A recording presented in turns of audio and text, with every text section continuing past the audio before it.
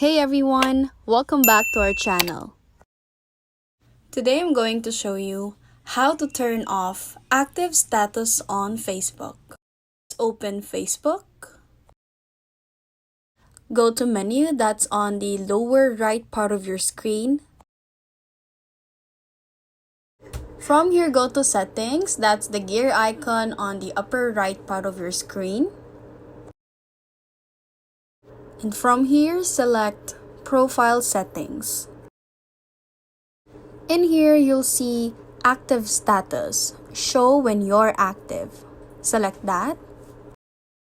Then in here, you need to tap the Enable button to turn it off. There will be a prompt in here, just click Turn Off. From that, your friends wouldn't see if you're online and when was the last time you're online.